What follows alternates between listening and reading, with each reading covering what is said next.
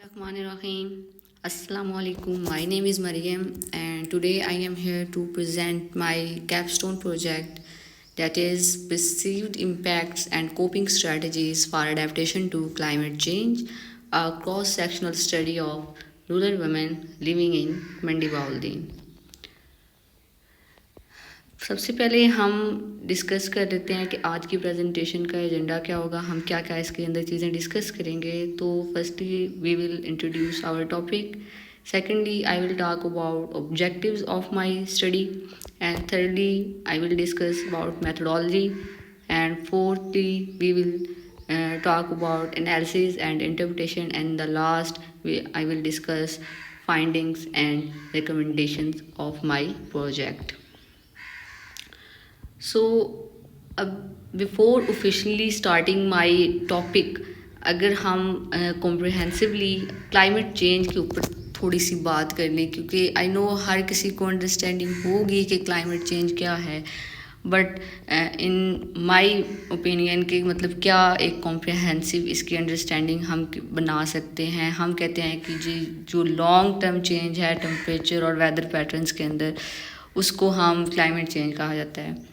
लेकिन हम कहते हैं कि एटमॉस्फेयर के अंदर there are two kinds of greenhouse gases. One is natural greenhouse gas and the second is human enhanced greenhouse gases. Natural greenhouse gas हमारे लिए important है, हमारे एटमॉस्फेयर के लिए इम्पोर्टेंट है, but जो due to human activities जो greenhouse gases होती हैं, so this increase in concentration of greenhouse gases, जो human enhanced greenhouse gases होती हैं, इनकी जब कंसनट्रेशन इंक्रीज होती है, this leads toward more absorption of solar radiation. इसकी वजह से मोर सोलर रेडिएशन ऑब्जॉर्ब होती हैं. So then when more solar radiation absorb, तो यहाँ पर मोर री इमिशन होती है, और ये जो मोर री इमिशन है ये लीड करती है मोर इन ट्रैपिंग ऑफ सोलर रेडिएशन, यानी सोलर रेडिएशन बहुत ज़्यादा इन ट्रैप होना शुरू कर देती हैं, वो ऊपर नहीं जा सकती. And this entrapping is basically known as greenhouse effect. इसको हम कहते हैं ग्रीन हाउस इफ़ेक्ट. अब इस ग्रीन हाउस इफ़ेक्ट की वजह से क्या होता है कि जी टेम्परेचर जो है अर्थ का एवरेज टेम्परेचर वो राइज़ होना शुरू हो जाता है, और जब ये एवरेज टेम्परेचर राइज़ होता है, so this lead to melting of glaciers. जब ग्लेशियर्स राइज मेल्ट हो जाते हैं, तो ये क्या क्या करते हैं, क्या होता है इससे, राइज इन सी लेवल. जब सी लेवल राइज होगा तो ये ऑटोमेटिकली लीड टूवर्ड्स फ्लड. और ये जो फ्लड है, इतने एक लंबे प्रोसेस के बाद ये जो फ्लड आया है, this is basically known as climate change. इसको हम क्लाइमेट चेंज कहेंगे. सो नाउ अब हम क्लाइमेट चेंज को मैं अपने टॉपिक के साथ अगर रिलेट करूं कि मैंने अपने टॉपिक के साथ इसको कैसे रिलेट किया और क्या इसके ऊपर बात करना चाहिए और कैसे मैंने फीमेल्स को टारगेट किया. सो एज़ वी नो कि रूरल एरियाज़ के अंदर फीमेल जो हैं वो एग्रीकल्चर के अंदर भी इकनॉमिकली कंट्रीब्यूट कर रही हैं. सो मेरा यही पर्पस था कि हमने जब हम दूसरे एज अ होल जनरलाइज वे में हम क्लाइमेट चेंज के इम्पैक्ट्स पे बात करते हैं, but what about this specific gender. अगर हम जेंडर स्पेसिफिक होकर बात करें तो ऐसे कौन से क्लाइमेट के इश्यूज़ हैं जो इसको ही इम्पेक्ट कर रहे हैं, इस ख़ास स्पेसिफिक जेंडर फीमेल जो हैं इनको इम्पेक्ट कर रहे हैं, specially the females who are residing in rural areas, and वो हाउस होल्ड भी अपने सारे मैनेज करती हैं और साथ एग्रीकल्चर में भी काम कर रही हैं. So let's talk about objective. What is the objective of my research? So first one, as I already discussed, assess the impact of climate change on agriculture productivity in rural areas. Rural areas के अंदर agriculture productivity के ऊपर climate change ने क्या impact डाला है. And secondly analyse कि कौन से सोशो इकनॉमिक कॉन्सिक्वेंसेस निकले हैं due to climate change on rural livelihood. Rural जो उनका लाइफ स्टाइल है उसके ऊपर कौन से सोशो इकनॉमिक इम्पैक्ट्स हैं जो क्लाइमेट चेंज की वजह से हुए हैं, और उनकी एवेलुएशन एंड अडेप्टेशन, उनके एवेलुएट करना अडेप्टेशन स्ट्रेटजीज़ कि उन्होंने कैसे अपने आप को चेंजिंग क्लाइमेट क्लाइमेट के साथ अडेप्ट किया और उनकी कौन सी कोपिंग स्ट्रेटजीज से जो उन्होंने की और उन्होंने अपने आप को उस न्यू वेदर पैटर्न के अकॉर्डिंग अडेप्ट किया, कैसे किया उन्होंने। एंड लास्टली कि उनसे फिर रिकमेंडेशन ड्रॉ करना कि कैसे उन्होंने सस्टेनेबल डेवलपमेंट स्ट्रेटजीज की हुई हैं टू मिटिगेट क्लाइमेट चेंज के इफ़ेक्ट को कम करने के लिए। इसके लिए अगर मैं अपने मेथोडोलॉजी को एक्सप्लेन करूँ तो मैंने क्वांटिटेटिव रिसर्च डिज़ाइन यूज़ किया, जिसके अंदर मैंने further cross sectional survey design को यूज़ किया है। Quantitative research design as we know के उसके अंदर हम ऑब्जेक्टिव डाटा कलेक्ट करेंगे। So I collected objective kind data, जिसके अंदर मैंने क्वेश्चनर जो मैंने बनाए एंड उनसे ही उसी के अकॉर्डिंग जो मैंने ऑप्शंस दिए थे उन्होंने उसी में से आंसर देने थे। So this is the objective way of collecting data, not a subjective way. जैसे हम बात करते हैं कि हमने पॉजिटिविज़म और इंटरप्रेटिविज़म फिलॉसफीज़ के ऊपर हम बात करते हैं, तो positivism that supports objectivity and interpretivism that supports subjectivity के reality is subjective. So I move toward objective reality और मैंने ऑब्जेक्टिवली डाटा को कलेक्ट किया, यानी क्वांटिटेटिव अप्रोच को यूज़ किया। और इसके एनालिसिस के लिए मैंने स्टैटिस्टिकल एनालिसिस किया, जिसमें मैंने SPSS सॉफ्टवेयर का यूज़ किया है। और इसके अंदर SPSS के अंदर मैंने डिस्क्रिप्टिव एंड इन्फ्लुएंशियल एनालिसिस, फिर पार्सन कोरिलेशन, स्पीयरमैन कोरिलेशन, ये डिफरेंट टेस्ट इनको लगा के इनसे इसका रिलेशन जो है इन वेरिएबल्स का आपस में मैंने ड्रॉ किया है कि इनका कितना एक अपना आपस में स्ट्रॉन्ग रिलेशन है, कितना किस पॉइंट पे ये आपस में मिल रहे हैं और कितना एक दूसरे के साथ ये वेरिएबल्स जो हैं कनेक्ट कर पा रहे हैं। अब अगर पॉपुलेशन मेरी थी रूरल फीमेल्स, और इसके अंदर मैंने सैम्पलिंग टेक्निक जो थी वो मेरी पर्पसिव सैम्पलिंग टेक्निक थी। हम जानते हैं कि पर्पसिव सैम्पलिंग टेक्निक जो है डेट इज़ शोइंग के पर्पस, जिसके साथ ऐसी आपकी आप ऐसे पॉपुलेशन को टारगेट करेंगे जो आपके पर्पस, जो आपका मकसद है उससे रिलेट कर रही हो, जिसके अंदर वो करैक्टरिस्टिक्स हों कि वो आपकी स्टडी को आंसरेबल हों, कि वो उसके आंसर कर सकें, यानी वो एक्सपीरियंस उस चीज़ को कर रही हूँ। तो हमने पर्पसिव सैम्पलिंग टेक्निक यूज़ की, जिसके थ्रू हमने अपने पर्पस की जो फीमेल्स थी उनको ही लिया। नॉट वो ऐसे तो हमारे पास बहुत सारी फीमेल्स हैं, तो हम हर फीमेल से तो डाटा कलेक्ट नहीं करेंगे ना। हमारे जो पर्पस, जो हमारा ऑब्जेक्टिव था उससे जो रिलेट करती होंगी, हम उन्हीं फीमेल्स को हमने टारगेट किया एंड ऑलमोस्ट 200 रिस्पोंडेंट्स जो थे उनसे डाटा कलेक्ट किया गया। So these are some pie charts कि जिसके थ्रू हमने देखा कि कौन कौन सा उनका एज ग्रुप था, उनका मैरिटल स्टेटस क्या था, फिर एजुकेशनल बैकग्राउंड उनका कितना था, ऑक्यूपेशन उनकी क्या थी। एंड फर्दर अगर हम अब एनालिसिस और इंटरप्रिटेशन ऑफ डाटा के ऊपर बात करें कि एनालिसिस हमारे पास क्या आया इनका जब हमने इसका डाटा कलेक्ट किया।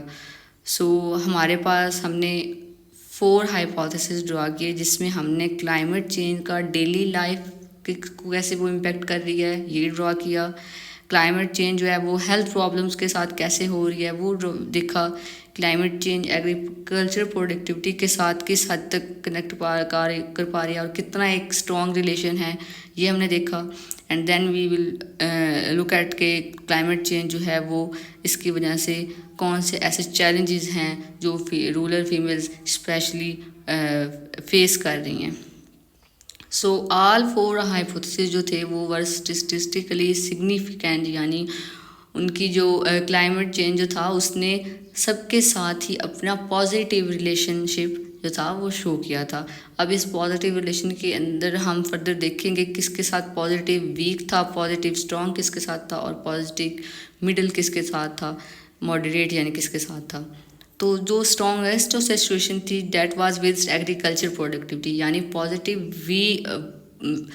पॉजिटिव रिलेशन था और वो स्ट्रॉन्ग था, मतलब वो उसकी एग्रीकल्चर प्रोडक्टिविटी के साथ मतलब ये था कि उसके ज़्यादा इम्पैक्ट हम देख रहे थे। So that's here is a sample के हमने जो पार्सन और स्पेयरमैन रिलेशनशिप लगाए थे, यहाँ पर ये देखिए आपको रिलेशनशिप नज़र आ रहा है कि डेली लाइफ के साथ उसका वीक पॉजिटिव था, हेल्थ प्रॉब्लम्स के साथ था, और उसके बाद एग्रीकल्चर प्रोडक्टिविटी के साथ जो था वो स्ट्रॉन्गेस्ट पॉजिटिव रिलेशनशिप था।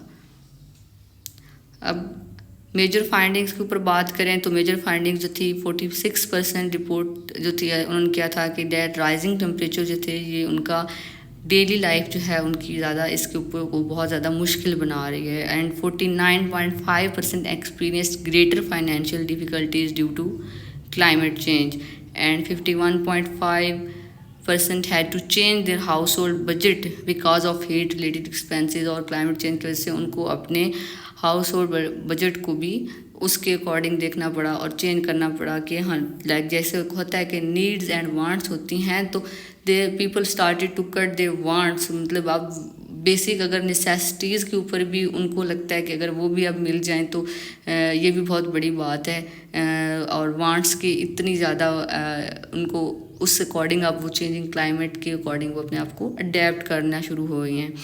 एंड 53.5 जो % लोग हैं फीमेल्स में they experienced food shortages caused by rising temperature, और उनको एग्रीकल्चर प्रोडक्टिविटी जो है वो बहुत ज़्यादा कम हुई है और उनकी इनकम और इस फूड के ऊपर उन्होंने बहुत ज़्यादा नेगेटिव इम्पैक्ट डाला है। तो मेन अडेप्टेशन स्ट्रेटजीज थी दे वर चेंजिंग फार्मिंग प्रैक्टिसेस, 49% ने ये कहा कि उन्होंने अपनी फार्मिंग प्रैक्टिसेस हैं उनको भी चेंज किया है according to changing climate patterns. And 29% जो थे उन्होंने कहा कि they start to conserve water, उन्होंने वाटर कंजर्वेशन पे भी काम किया है। और इसी तरह अगर हम बात करें तो 47.5% जो थे उन्होंने रिक्वेस्ट की थी कि क्लाइमेट रिजिलेंट एजुकेशन जो है as the most important support. Recommendations के ऊपर अगर हम बात करें तो लास्टली इसके अंदर हम देखते हैं तो improve water supply and health care services. अगर हम बात करें तो आल्दो हम हमेशा से ये कहते हैं कि अर्बन एरियाज़ के अंदर पानी का मसला है, बट नाउ हम बात करते हैं तो रूरल एरियाज़ के अंदर भी पानी का शदीद साफ़ पानी का बहुत ज़्यादा मसला है। जैसे कि मैं ख़ुद उसी एरिया से रूरल एरिया से ही बिलोंग करती हूँ, सो आई पर्सनली एक्सपीरियंस्ड कि हमारे एरिया में आसपास जो है हमारे कोई भी घर का पानी नहीं पीता, सबके घर के पानी जो हैं दे आर नॉट प्योर, मतलब उनके सबका पानी जो है वो ख़राब है। और वहाँ से स्पेशल यही होता है कि दूर दूर से लोग पानी लेने जाते हैं अभी तक, और कहीं एक दो ऐसे जगह हो जहाँ पर आपको लगता है कि अच्छा यहाँ पर इसका पानी ठीक है तो इसका वो वहाँ से वो लोग पानी भर के अपनी बोटल्स में और कैंस में और वहाँ से लाते हैं और तब वो घर में आकर स्टोर करते हैं। So water is also a issue in now in rural areas. तो एक तो ये हो गया, और दूसरा is strengthening climate smart agriculture and sustainable livelihood. Climate smart agriculture मतलब ये इसके ऊपर भी कहा गया कि हमें ऐसी एग्रीकल्चर प्रैक्टिसेस की तरफ भेजा जाए कि जो क्लाइमेट स्मार्ट हों, बिकॉज अब मोस्ट ऑफ द जो रिस्पोंडेंट्स थी उनका ये भी आंसर था कि हम जब क्लाइमेट स्मार्ट एग्रीकल्चर की तरफ जाती हैं या हमारे घर में हम उन प्रैक्टिसेस को अडेप्ट करने लगते हैं तो वो जो प्रैक्टिसेस हैं या उनमें जो वो फसल जो भी वो होती है उसका इतना ज़्यादा वो प्रॉफिटेबल नहीं होती कि वो उनसे उनका जाहिर सी बात है अगर कोई इंसान इतनी मेहनत करता है तो उसका ये होता है कि जी मुझे प्रॉफिट तो इसमें होना चाहिए। तो ऐसी इसके ऊपर गवर्नमेंट को ये भी चाहिए कि वो अगर उनसे एक्सपेक्ट ये कर रही है कि वो स्मार्ट एग्रीकल्चर और ऐसी फसलों की तरफ जाएं जो क्लाइमेटली हमारे लिए फ्रेंडली हो, क्लाइमेट फ्रेंडली हो, इको फ्रेंडली हो, तो उनको इतना आगे से इंसेंटिव भी मिलना चाहिए कि वो इससे कतराएं नहीं, हेसिटेट नहीं करें, वो आराम से आसानी से उस तरफ जाएं, उनको ये हो कि नहीं हमें इसमें भी प्रॉफिट होगा। सो मोस्टली पीपल जो है वो फिर इस वजह से भी क्लाइमेट स्मार्ट एग्रीकल्चर की तरफ नहीं जाते। And then develop gender responsive climate policies, empower women through education and financial support, कि फीमेल्स जो हैं उनको एक तो जेंडर रिस्पॉन्सिव जो हैं वो भी क्लाइमेट पॉलिसीज़ होनी चाहिए, मतलब कि फ़ीमेल्स जो हैं जैसे वो इकोनॉमिकली कंट्रीब्यूट जितना वो कर रही होती हैं, क्या वो इतना उसमें उनको आउटपुट भी मिलता है, क्या वो जिस हद तक अपने आप को उन्होंने एग्रीकल्चर के अंदर इंगेज किया हुआ है उतना उनको आउटपुट मिल रहा है या नहीं मिल रहा। ये भी आई थिंक क्लाइमेट पॉलिसीज़ के अंदर उनके अंदर एग्रीकल्चर में जब आप बात करते हैं तो ये इंक्लूड होना चाहिए। And then expand government and NGO climate programs, के गवर्नमेंट जो और एनजीओ प्रोग्राम्स क्लाइमेट प्रोग्राम्स हैं वो भी होने चाहिए। जैसे कि अभी अगर हम बात करें तो जैसे ईपीए हम बात करें कि ईपीए जो है हमारा डिपार्टमेंट है वो बहुत अच्छा ऑल दो काम कर रहा है, but in some rural areas अभी भी किसी को इतना भी नहीं पता कि कोई माहौल के लिए कुछ काम किया जा रहा है और किसी के लिए कुछ पुलिस हो रही हैं और उनके लिए क्या आगे से उनको मिलता है या क्या होता है, ये मतलब उनको इसके बारे में कुछ अवेयरनेस नहीं है। उनको लगता है कि जी जैसे हमारे साथ हुकूमत कर रही है वो भी ज़्यादतियाँ कर रही है तो हम भी ऐसे करेंगे, ये ऐसे करेंगे और वैसे करेंगे। ये भी एक माइंडसेट यहाँ पर बना हुआ है कि उनको लगता है कि इसके लिए जब गवर्नमेंट कुछ नहीं कर रही तो हम क्यों करेंगे। तो ये भी एक यहाँ पर मेजॉरिटी लोगों में देखने को मिला है कि they are not aware about government policies और गवर्नमेंट उनके लिए क्या कर रही है और कौन से इनिशिएटिव हैं और कौन से डिपार्टमेंट्स हैं जो क्लाइमेट चेंज के लिए काम कर रहे हैं। So there is need to expand के मतलब हम इस ऑफिस इस डिपार्टमेंट के आगे काम को एक्सपेंड करें फर्दर जो ग्रास रूट लेवल है उसके ऊपर। बिकॉज अगर आप एक मेन डिस्ट्रिक्ट के अंदर बनाते हैं तो मेन डिस्ट्रिक्ट जो है वो ऑल ओवर द मतलब जो उसके अंदर जितने छोटे छोटे इलाके एरियाज़ आ रहे हैं वो सबको कवर करना इट्स नॉट पॉसिबल। या तो आपको फिर उसमें अंदर लोगों की तादाद आपको एम्प्लॉयज़ ज़्यादा करने होंगे ताकि वो सबका चेक एंड बैलेंस देख सकें, सारे एरियाज़ तक उसकी एक्सेस हो, सबको वो उतना ही उसके ऊपर कन्विंस कर सके, उनको बता सके क्लाइमेट के बारे में। बिकॉज शायद ये मंडी बहाउद्दीन के आसपास एरियाज़ के अंदर होगा, उसके अंदर बाहर बाहर जो रूरल एरियाज़ हैं उनको तो ये भी नहीं पता कि ये जो प्लास्टिक बैग है ये भी हमारे लिए कितना नुकसानदेह है या ये हमारे लिए बैन हो चुका हुआ है। So lastly is improve disaster preparedness and community resilience, and this is the most important thing कि हमें डिज़ास्टर के आकर उसके बाद उसके लिए बजट लगाना और उससे बेहतर है कि इन एडवांस हम डिज़ास्टर के लिए प्रिपेयर रहें। मतलब उसकी दैट इज़ लेस डेंजरस कि मतलब अगर हम उसकी पहले से तैयारी करके रखें। जैसे हमें अभी पता है कि मानसून होने वाला है, मानसून की बारिशें होंगी, तो हमें पता है कि हमें क्या क्या करना है और कौन कौन सी ऐसी एक्टिविटीज़ हैं जिनके ऊपर जो हमने इंश्योर करवानी है। लेकिन बजाय इसके कि हम वो करें, हम जब सारा नुकसान हो जाता है, जब एक क्लाइमेट नेचुरल डिज़ास्टर कोई ऐसा हो जाता है उसके बाद एक्शन जब लेते हैं तो वो डबल ट्रिपल हमें जो है एक्सपेंसिव हमारी गवर्नमेंट के लिए हो जाता है। जैसे 2022 फ्लड्स थे तो उसके अंदर बहुत ज़्यादा हमारा इन्वेस्टमेंट जो थी वो जब उसके बाद नुकसान हुआ तो उसके बाद हमारी हुई और दोबारा से चीज़ों को रीबिल्ड करने के लिए और सबकी हेल्प आउट करने के लिए। And lastly, limitations that I faced in my study। तो एक तो ये था कि इसके अंदर एक ये जियोग्राफिकल एरिया के अंदर मैंने कंडक्ट किया है अपना project. So this is not something कि जो दूसरे सारे रीजन्स के ऊपर इसको जनरलाइज किया जा सकते हैं। एंड दूसरा most important that was time and resource constraints जो थे, इनकी